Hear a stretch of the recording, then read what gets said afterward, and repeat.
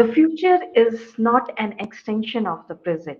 It requires a paradigm shift, that is, a new way of thinking. The paradigm shift is not just about innovation, but about the transformation. It's not just about adapting the new technologies, but it's about embracing the new possibilities. Good morning to everyone. Myself, Dr. Sakshi Bhardwaj, Application Scientist, Altum Technologies. On behalf of Altum Technologies, I would like to welcome you all and thank all of you for joining us today and sparing your for valuable time for this session. Actually, we are excited to have you all here for on this platform today. As we all know, the fact that is research in modern biology uses a lot of data, right? In biological science, not only in the biological data, but in every field, data has been growing at an exponential rate due to the use of high throughput technologies. Biologists today must comprehend these facts and can be equipped with the knowledge and abilities to interpret basically and analyze the data. It could be, it should come as no surprise that all the bioinformatic methods and the instruments are now essential to the drug development process. They became the part of that drug development process nowadays. In the context of the drug discovery, this session will highlight some of the most relevant developments in the broad subject of structural biology. To understand the whole scenario, today we have an expert with us. Before we start the session, it is giving me an immense pleasure to introduce today's speaker, Dr. Manish Dutt. He is a founder of bioinfo.guru. He also worked as an associate professor at MIT World Peace University, Pune, and at Ahmedabad University, Gujarat. He also served as a research scientist at the International Center for Genetic Engineering and Biotechnology, New Delhi. He has done his PhD in bioinformatics from CSIR Institutes of Microbial Technology, Chandigarh, and the postdoctorate from the Case Western Reserve University, USA. He has earned various fellowships to his credential. Today, Dr. Manish will be taking us into the insight of drug discovery with some of his case studies utilizing those bioinformatic tools. It is my request to all my viewers to take the advantage of this session and pull out all your queries into the chat box. We will be taking the question and answer at the end of the session. So now, without any further ado, let's start the session. It's up to you, sir. Thank you, Dr. Sakshi, for the kind introduction, and a very warm welcome and a good morning to all the participants, or maybe good afternoon or good evening, wherever you are, in whichever time zone you are. So today I'm going to talk about some of the things that I have noticed over last decades or so, how things are changing in terms of computational biology and bioinformatics. So there has been a lot of research and a lot of innovation in terms of technology that has happened, but there are a lot more that needs to be done, both in terms of research and in terms of education, particularly higher education. So those based on my little experience that I have, and so the perspective that I have developed over the years, I'll try to share that perspective with you during the next 45 to 50 minutes, and then we can have some discussion over, or maybe you can share your opinions on what I have presented. Okay, so let's get started. All right, so this is the outline of my presentation. So I'll start with some of the advances, some of the recent breakthroughs in drug discovery, computational drug discovery, because if you're following the literature, there has been some phenomenal achievements and accomplishments in the area of bioinformatics in the recent past. So that I'll just highlight that what are those and how they matter to how they fit into the larger picture of biotechnology or life sciences. Then I'll talk about one of the project that we did on identifying potential drug targets using bioinformatics methods. And that would be the first case study. And the second case study would be to using how we can apply molecular docking methods to identify potential lead molecules. So these are the 2 projects that I have done previously, and I'll talk about those. And finally, I'll conclude by highlighting some of the challenges that we have in terms of education. And when I talk about education, I don't mean just the formal education that we see in colleges and universities, but I also mean how to upskill the workforce that we have. So maybe it could be professionals or researchers, those who have never done a course on bioinformatics and they want to venture into this. So, and I see a lot of different kinds of challenges, and I'll talk about those, and then how Bioinfo Guru is trying to facilitate and empower biologists by doing different kinds of things. I'll highlight those as well. So let's get started. Okay, so drug discovery, when we talk about drug discovery, this is the kind of diagram, if you are familiar with the process of drug discovery, this is like a ubiquitous diagram that you see, or the workflow of drug discovery that you see in review articles, and whenever there's a conversation around the big picture of drug discovery, that what does it takes to discover a new drug. So it takes a lot of time, a lot of effort, and a lot of money. Now, in today's conversation, what I'll be talking about would be upon the focusing on the initial part of this process, where you have a lot of computational methods and bioinformatic tools being used and applied, and where we try to narrow down the huge number of options that we have. So basically, I'll be talking about focusing on target identification part in terms of how we can identify new targets, and something on this ligand docking and structure-based drug design. So these 2 case studies I'll take to give you a sense of how bioinformatics methods can contribute to this entire process. And so the value part, I mean, what is the value? There are different ways of looking at this, but since we are in a World Cup time, so there is this quote going around that you cannot win a match in first 10 overs, but you can lose a match in first 10 overs. So if the case in point being yesterday's match. So this is what I see with bioinformatics. So if you are not doing things sensibly here, you might lose a candidate right in the beginning. So that's what you need to keep in mind when you are using these methods and applying these methods for drug discovery research. Okay, so when I was talking about the recent advancements and how things have changed and how the perspective has changed about the computational methods over the years. Now, a couple of years ago, there was this article in Nature where they have developed a new deep learning based method, AlphaFold, that can predict structures with very high accuracy.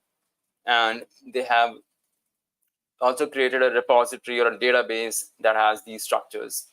So now these computational methods are almost at par with the experimental methods in terms of their ability to predict structures. And this has been acknowledged very well by the research community and the structural biology community, because now previously the Protein Data Bank, which is the worldwide repository of structures, macromolecular structures, previously it was only for experimentally determined structures. But now within PDB, you also have computational models. Since 2016, they have included this part. And that really highlights how the value these methods bring to the field, in the field of structural biology or drug discovery. And in fact, the number of these structures it's at least somewhat like 5 times the more of the experimentally determined structures. So it's a huge repertoire of information. And now we need to come up with some concepts and understanding of the domain knowledge, and then use this data to get some valuable information. So that's the challenge now. So first thing, or the first case study I want to talk about is identification of potential drug targets.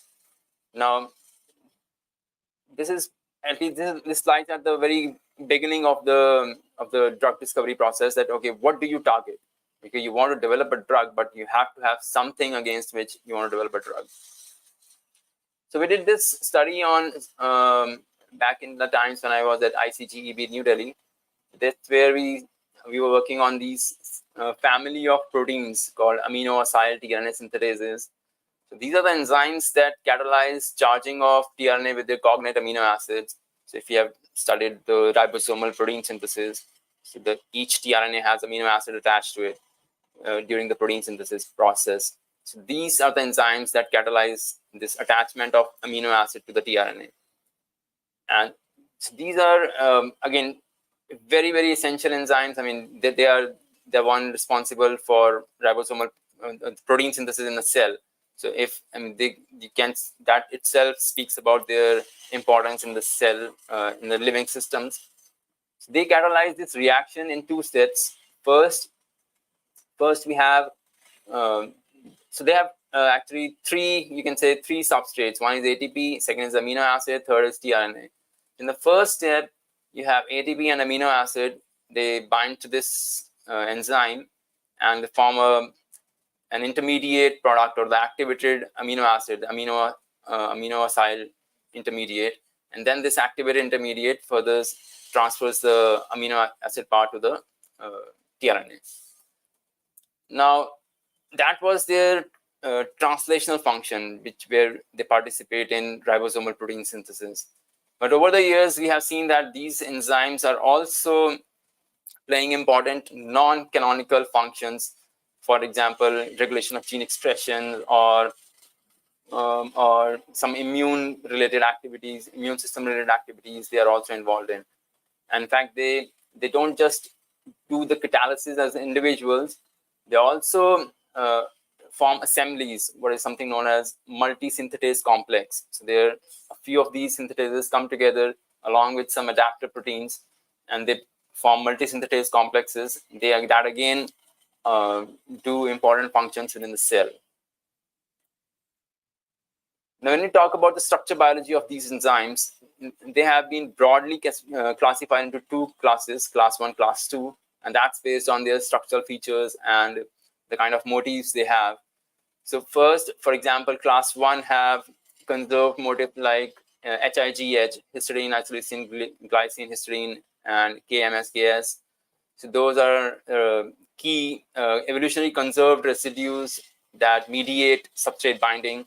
And similarly, class 2 has class 2 synthetases have motif 1, motif 2, motif 3, which are again evolutionarily conserved and have a role in ATP binding and amino acid binding.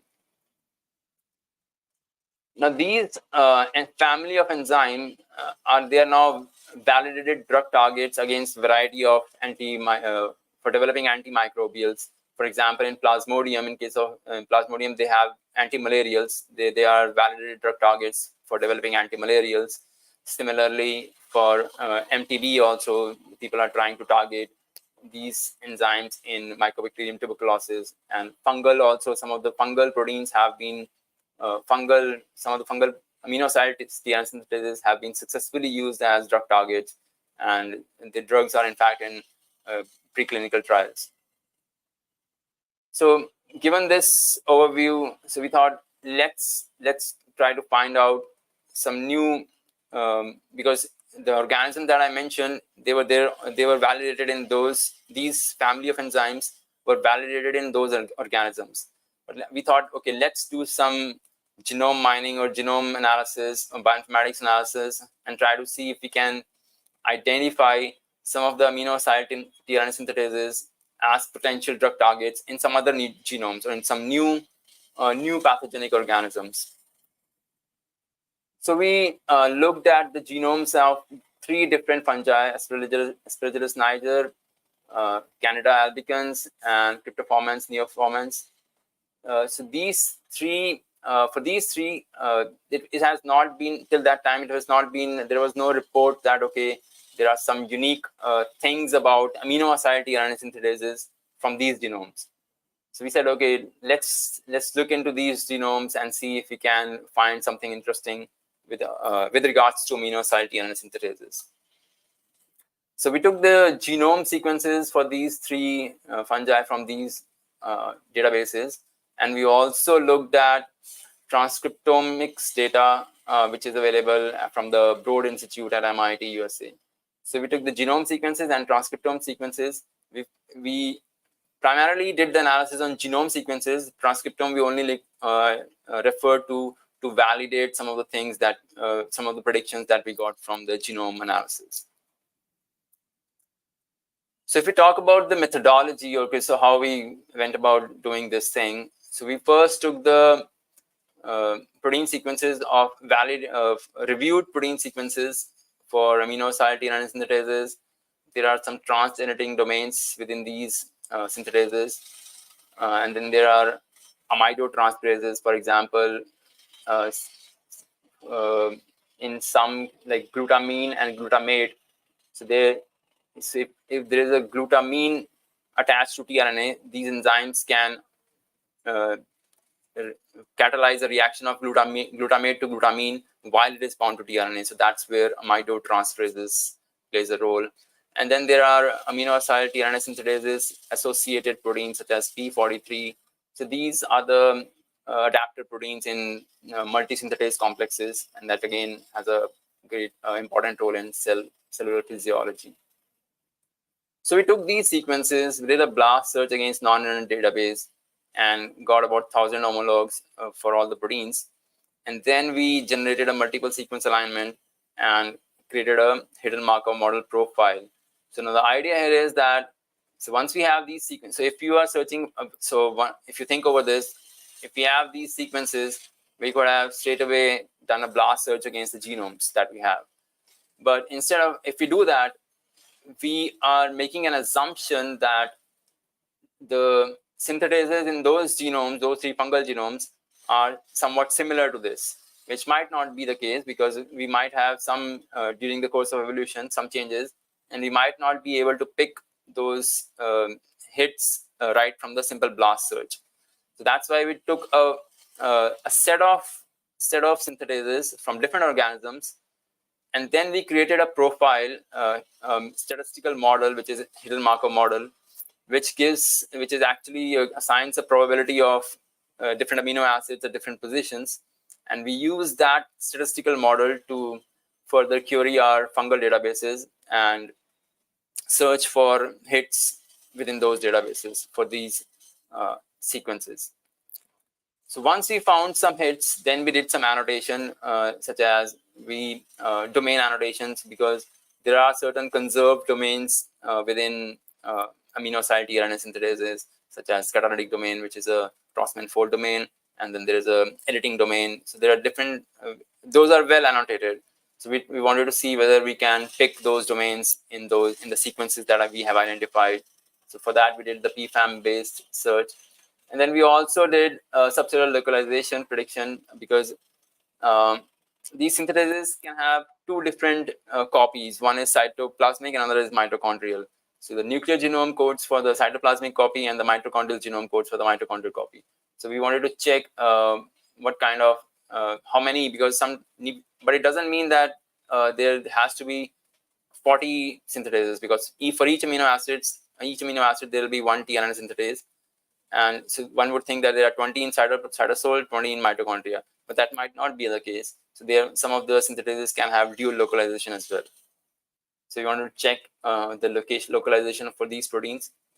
And then we did signal prediction, because some of the synthetases can actually be localized in nucleus as well, where they do some non-canonical functions apart from the ribosomal protein synthesis.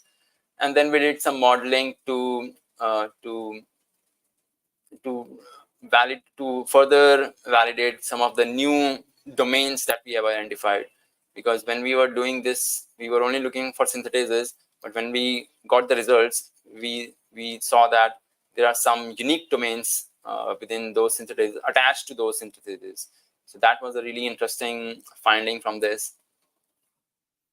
Okay, so I'll be showing results only for the one of the fungi, and I won't go into the entire manuscript here. But so this is give you just a quick idea of what we did.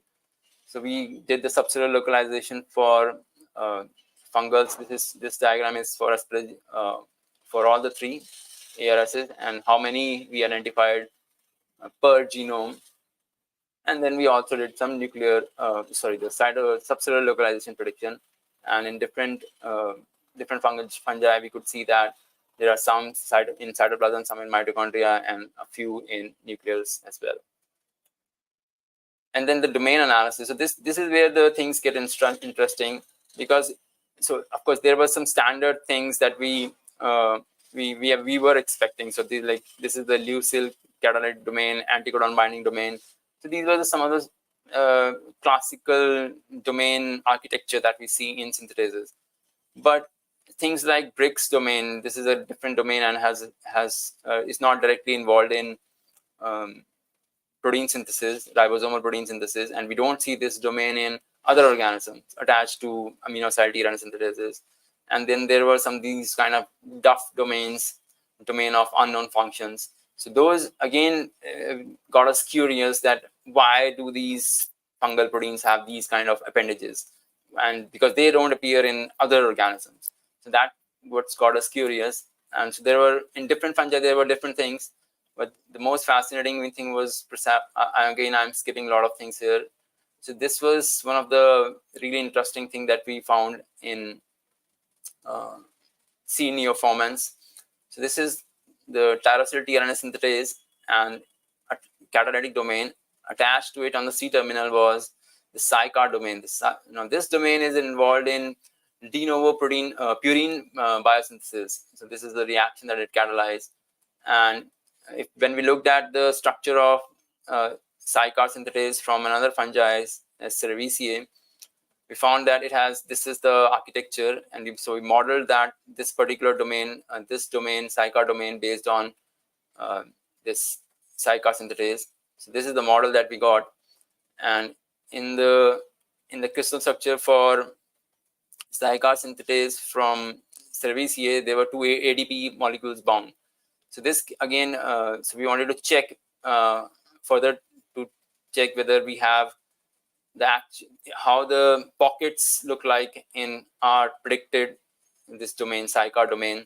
So we further zoomed into it, and we could see that the residue conservation was very good across both the ADP binding pockets. So now that gives us the confidence that since the fold is same, binding pocket residues are conserved. So this might actually be a functional domain. It might not just be some gene fusion occurred and it's not doing anything, only this is active. So this made us speculate that we might have two catalytic domains in one protein, and then and that's what got us interesting. And the lab in ICGP is now trying to clone and express this fusion protein and see how this works, how the structure works. Because again, from a structure biology perspective, it's really fascinating how two catalytic domains appear together in this genome only and not in any other genome. And this, in fact, this microbial SICAR synthetase itself has been shown as a drug target for different diseases. So that was about identification of drug targets, and this is the manuscript. If you are interested in this and the more details of what all we did here are there in this manuscript. Okay, so that was part one of how bioinformatics methods can help us identify new targets using the genomes that are coming out very rapidly in recent past. Now the next thing I want to talk about is the molecular docking methods. So we have so initially I showed you a flow diagram where we start from the beginning and we don't know much about anything, and then we go to the marketed drug. Now recently there is a lot of conversation about drug repurposing or drug repositioning. So this concept is that we take known drugs and see if we can use these drugs to some other disease against which they have been approved. So that is drug repurposing. And so using this concept, we wanted to test with amino acid tRNA synthetases. This is one about drug repurposing, and the second part is again if you look at the literature in drug discovery literature, there's a lot of talk about natural products as drug sources, because even if you look at some of the approved drugs, for example, malaria drug artemisinin, it has come from Chinese traditional medicine. So there are some scaffolds, some structures in nature that we can exploit to further build a drug. Maybe they might not be directly useful, but at least they can give us some really active scaffolds to work with. So that was the idea we took. So we wanted to take these two concepts, that okay, let's try approved drugs, and let's also take some natural product database and see if we can do something interesting in the context of amino-acyl tRNA synthetases. So that's what we started. So we looked at some databases, natural product databases, and we found, okay, there was this Plasmodium falciparum specific database. This is NPAS, natural product activity and species source. So in this database, we could see some natural products which have been shown to be active against Plasmodium falciparum. So okay, so we thought, okay, this is a good starting point, and let's see if we can, because in those databases their targets is not mentioned. Only thing is that they have shown maybe some activity against the cellular or this organism, Plasmodium falciparum.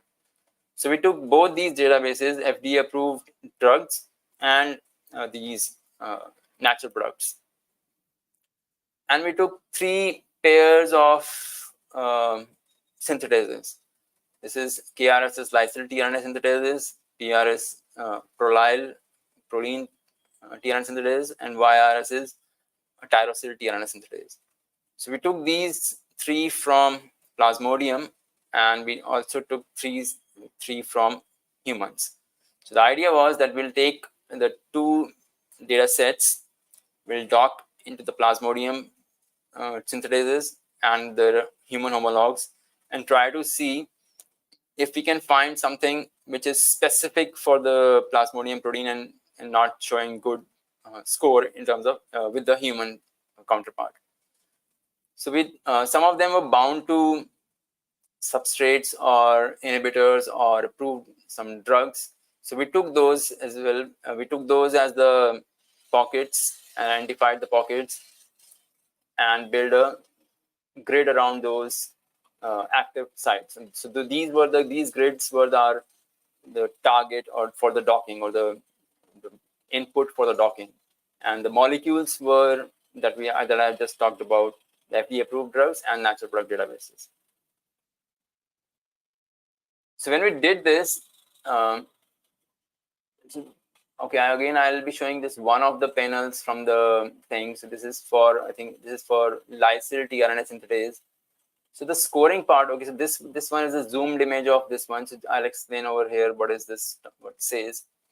So we did this scoring or the analysis in 2 parts. One was to find out which molecules show highest score with Plasmodium protein. So that was these blue circles. So, okay, so these 1, 2, 3, 4, 5. So these constitute the top scoring against the Plasmodium protein. And the second scoring strategy we followed was that those molecules which show the maximum difference with Plasmodium and human. So those are these ABCD, these red ones. So if you look at these red ones, they score high with Plasmodium, but they have a relatively lower score with humans. So we took these 5 and then wanted to see how these work out, because it's not just about scoring high with the Plasmodium protein, it's also about it should score low with the human counterpart. So that's the idea for this analysis. So we did this for all the 3 pairs of proteins, and so for example, this is lysyl tRNA synthetase. So we could see that in for example, this A, which is high scoring in Plasmodium and low scoring in humans. So that's this calcipotriol, and this is a drug approved drug against psoriasis. And similarly, a high scoring in Plasmodium alone, which is 1, was this a drug against COPD. So that so this kind of docking we did for, and these diagrams show the dock structures with human and Plasmodium proteins. And we did this for all the three, and we could find out some interesting molecules that score well with plasmodium but not so good with the human counterpart. So that could be again a good starting point in terms of the scaffolds. Now when we talk about natural products, again there were some very interesting things. So we did the similar analysis. So we have a set of molecules that rank well with plasmodium, and another set of molecules which have greater delta score. Delta, that means plasmodium minus human score. So those were these ones. And in fact, there were some molecules uh, which appeared in top 5 in both the criterias. So they were top 5 with plasmodium in terms of plasmodium score, and they were also high ranking in terms of differences. So those are shown in green here. So, and we did this for all three pairs. And then we also did a drug likeliness analysis. So in this drug likeliness for these compounds, so all these compounds, so in this we did, it's not just one method, we did actually four methods, I think. So these are Ghosh, Weber, and some other different methods for drug likeliness. So wherever these compounds were able to meet the criteria we have mentioned, and the bold ones, they were not able to fulfill the criteria for drug likeliness as per the criteria, because all these four have different criteria in terms of how they define drug likeliness, in terms of number of rotatable bonds, a number of hydrogen bond donors, acceptors. So all these four drug likeliness parameters have slightly different take on what exactly constitutes true drug likeliness. So we did that analysis, and we could see that okay, we have some compounds that fulfill the drug likeliness criteria, as well as they are high scoring with plasmodium and rather low scoring with the human protein. So that's how we could filter down some of the key compounds through this analysis. So again, all this is summarized in this manuscript, which is in 3 Biotech. Okay. Now, so this was about the research and the 2 of the case studies that we did in terms of finding out, identifying potential drug targets and identifying potential lead molecules using bioinformatics and molecular docking methods. Now, I want to switch gear and talk a little bit about the education part, because I see there is a lot of gap between what's happening in the higher education system and what are the requirements, or what actually students want to learn or the professional need while they are working in the research domains. And when we talk about bioinformatics education, it's not just about college or university education. Of course, that is a key, very important component, and we need to have curriculums that and put emphasis on how we can use and apply bioinformatics in the whichever domain of biology students are doing their degrees in. So that's one gap. Another major gap is in terms of researchers, such as PhD students, JRF, SRFs, and postdocs, because they are not into this formal courses structure. They don't take formal courses. But if they have not studied bioinformatics courses during their UG and PG, so they lack a very essential skill that they need during their research. So that's another void that needs to be filled. And finally, the professionals within academia and industry. So these could be scientists, at least, or maybe young faculty members. So they also want to use bioinformatics or learn the key concepts in bioinformatics, but there are hardly much opportunities available to them to really fill the gap in the knowledge that they have. So these are some of the stages in the career stages, and across these career stages, there are different sets of challenges that needs to be addressed when we talk about bioinformatics education. So I'll share this a survey. The survey was done in universities in US, but the findings that I see apply very well to the Indian scenario as well. So there are certain challenges, and I won't be going into all of these, but there are issues like trained faculty or the time, because faculties are overburdened across higher education and they don't have the required training for bioinformatics. And the content development, the content is not they're not developing enough content, and we see faculties are overloaded, so they don't actually want to really do new things because they are already overburdened with existing things.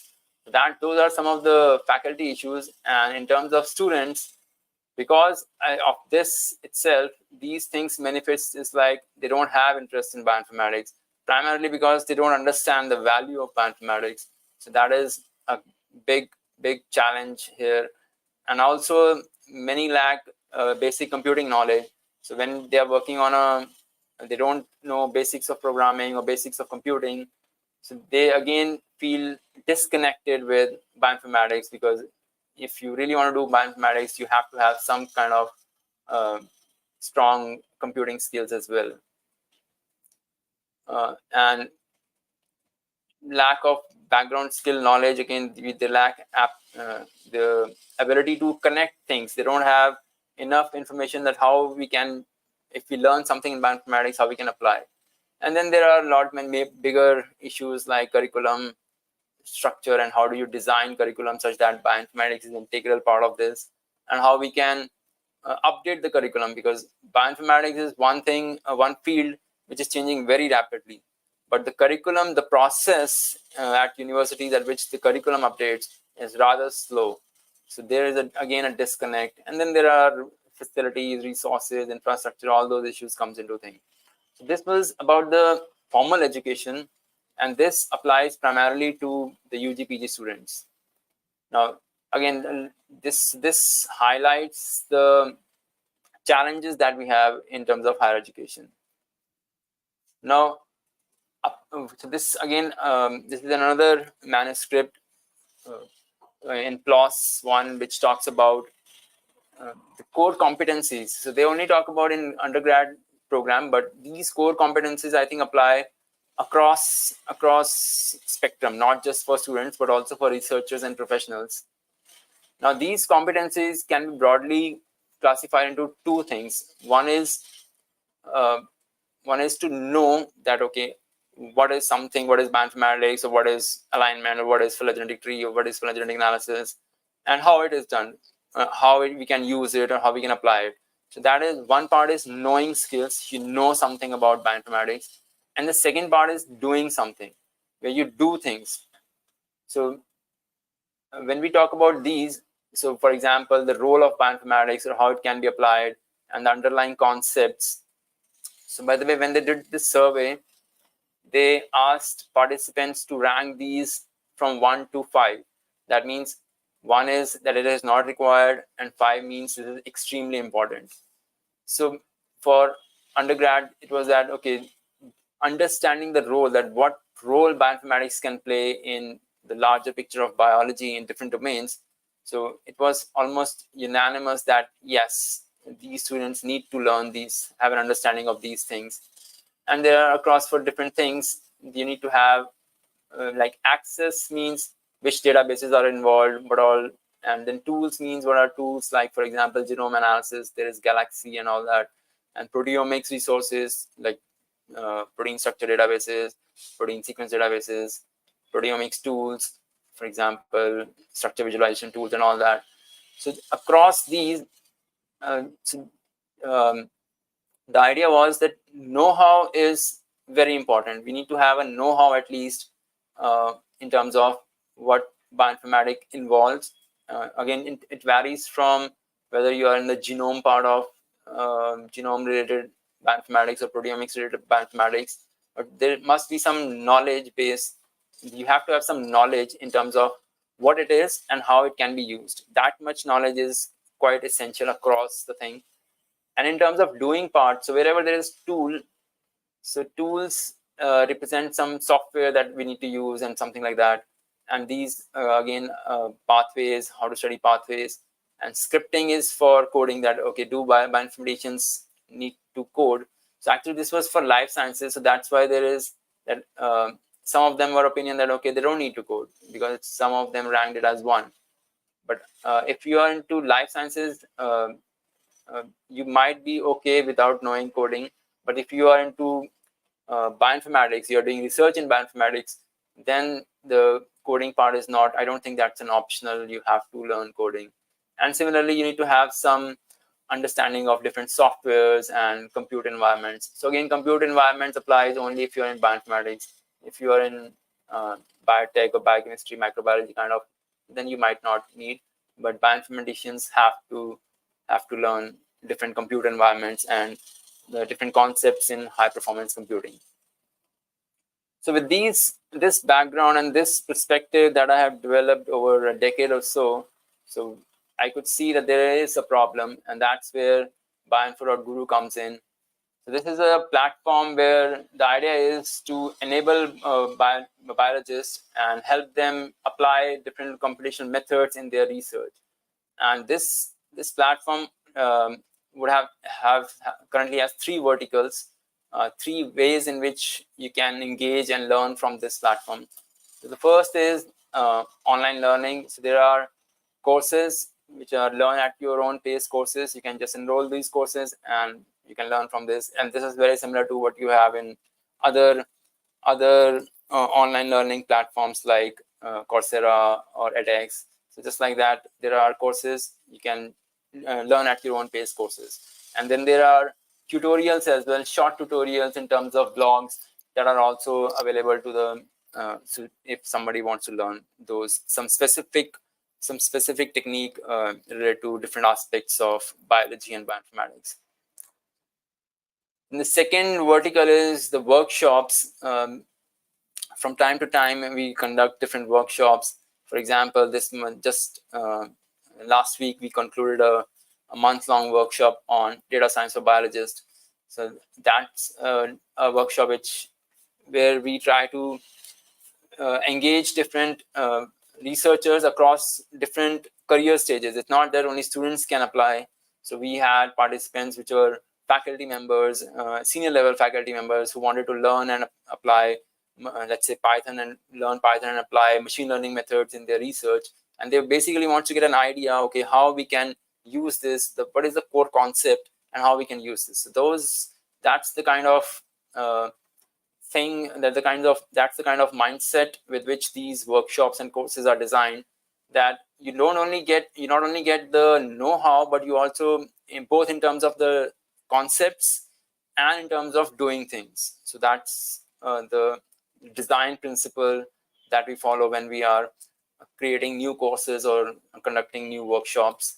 And then finally, there are research collaborations. So we have collaborations from different institutes across India and some outside India as well. So that is also going on. So just to talk about some of the resources that you can use. For example, this blog, you can subscribe to this blog, go to this link and subscribe to this blog, my.bioinfo.guru. So there we have a lot of tutorials on different things that you can do. For example, the screenshot shows just two of them. One is how to make animated graph, and these are just not bioinformatics things. They are bigger concepts also. For example, this blog article talks about different ways in which alpha, which is the first letter of Greek alphabet, is used across different domains, like in what is alpha in different subdisciplines of physics or chemistry or biology or maths. So where all alpha is used. So those are just some new concepts that you want to learn. And then finally, some more resources. So there's a Python book. So there's an ebook. So if you go to this link, so if you go to bioinfo.guru, in the resources tab, you'll see a Python book. You can just click here and get a book. So this ebook is available. Our book is coming up. It's not by maybe this week. By the end of this week, our book would be uploaded. And then there is this app, AVPrat, Autodoc, VNUP, Prepare, Run Analysis Tool. So this is a Windows app to run Autodoc in a GUI mode. So because by default, Autodoc, you have to run a command prompt. So through this app, you can run it on a GUI. Okay, so before I end, I just want to highlight one of this paper that came up last month. This is from the research group at Swiss Bioinformatics Institute. Um, so they have, again, using the proteome sequences from metagenomes. So they have identified new folds and new families within the protein universe. So again, the pace at which the sequences are available. Now, what we need to do is, in terms of researchers, we need to have the ability to look into this data in quite different ways and new ways, so that we can mine this data to get some new knowledge. And as this paper states that, okay, so these new technological advancements in bioinformatics, they are opening up new ways, new opportunities in life sciences and biotechnology. So all the researchers who are in this within this domain, they have now have a very fascinating opportunity to apply their knowledge that they have and to discover new things. Okay, so with this, I think I'll stop my presentation. And before I end, I would like to express my sincere thanks to Dr. Sakshi Bhardwaj for the invitation to present this talk, and the team at Elton Technologies who contributed in their own ways in getting this, making this seminar possible. And I welcome all of you to be part of the bioinfo.guru universe. So you can connect with us with your on your favorite platform, social media platform, Facebook, Instagram, WhatsApp, LinkedIn, Twitter, whichever you like. And you can, if you have any questions or you want to connect with us, please feel free to email me anytime. And thank you all for your kind patience. And I would welcome any questions or comments that you'll have. Thank you.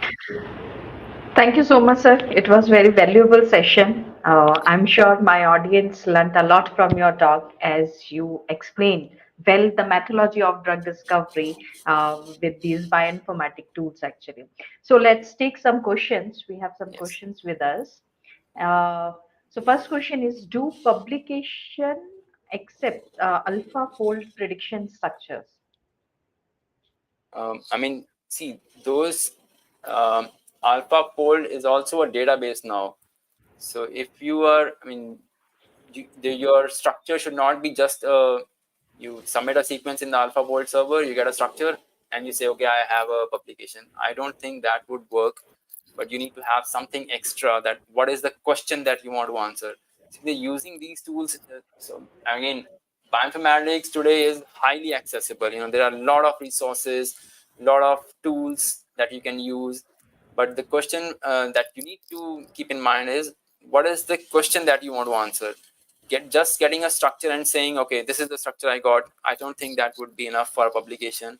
And that's not just true for AlphaFold. In fact, if you look into the structure biology community, even if you have a new crystal structure and you say, okay, I have solved a crystal structure, the first thing editor will ask is, okay, so what? You have solved the structure, now what? So you need to have whatever structure you have or whatever data you have, it should be able to answer some question relevant to biology. Only then it would be of any use to anyone. I hope that Yes, answers that your question. problem statement should be there before Absolutely, starting any absolutely, kind of a research. That's definitely. absolutely, absolutely. Yeah. Next question, please. Can computer-aided drug designing significantly enhance the efficiency and effectiveness of drug discovery process compared to traditional methods?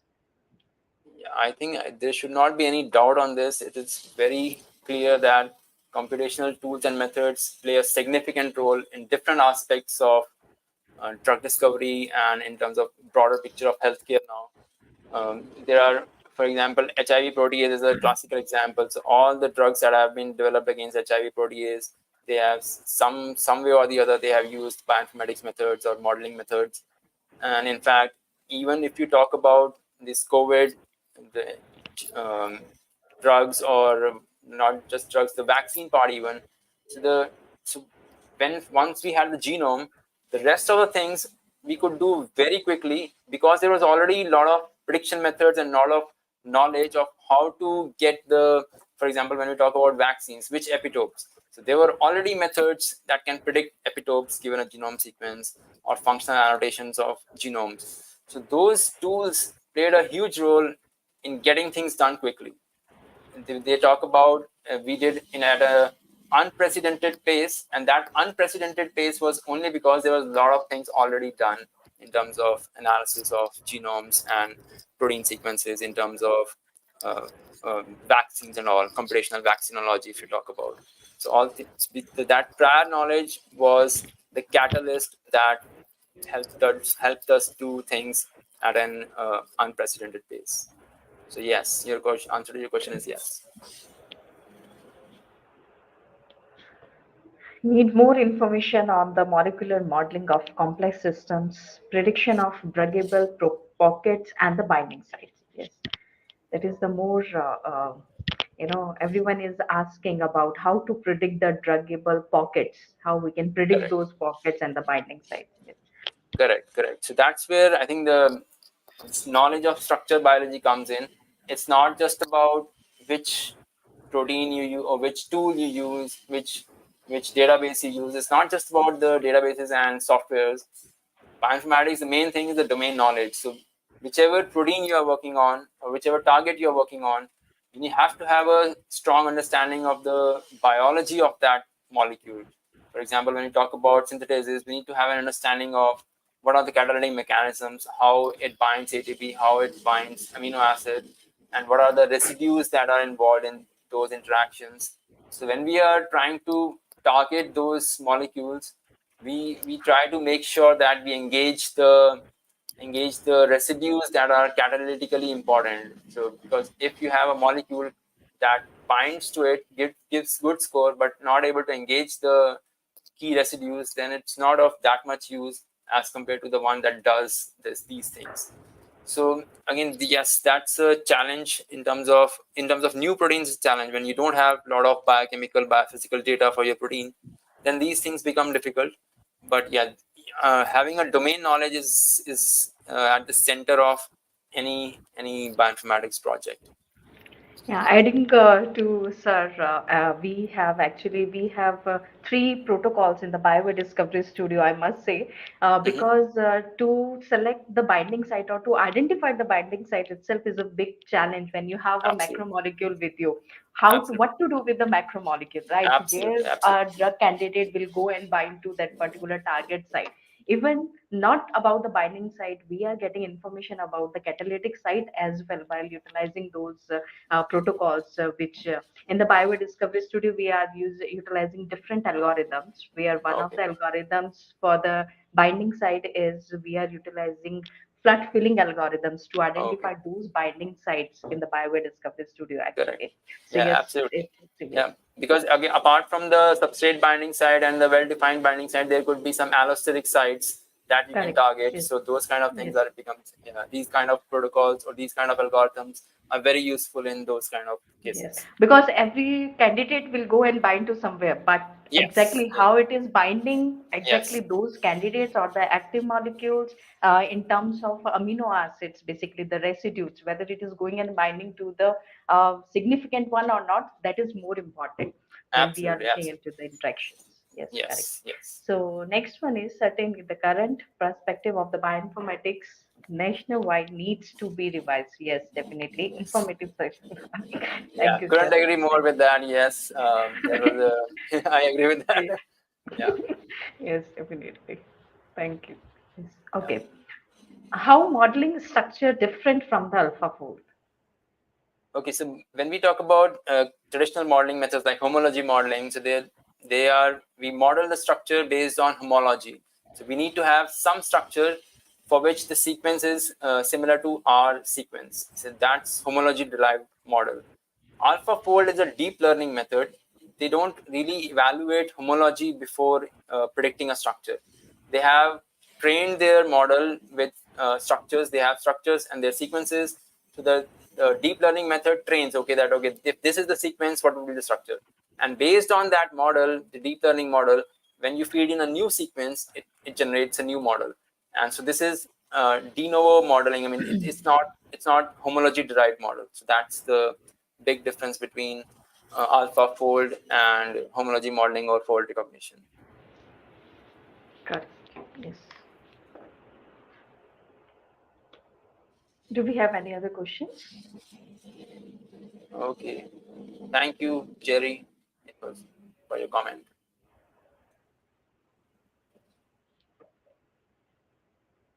All right. So if you have any questions, feel free to ask, and try to uh, connect with Bioinfoguru if you can, in whichever ways you can. It would be nice. Because we have an expert with us, so you can pull out your questions Yes. freely and you can ask Yeah. any queries if you have any.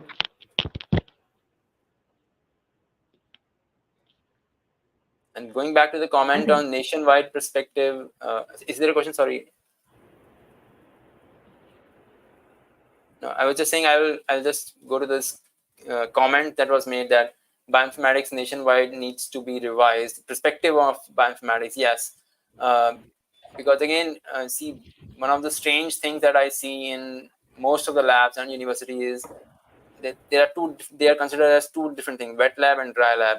So something, they are two, like they think of it as two different worlds. So if you're in wet lab, you don't do dry lab. If you're dry lab, you don't do wet lab. That is a very strange Correct. thing that Yes. appears in particular in India. It's not as bad as in, it's not exist in fact in abroad in US. If you go, if in your US or Europe, they work very closely with each other, and that's how these methods are developed. In fact, you come up with some hypothesis, test it, then you go back to your model, improve your model, again testing.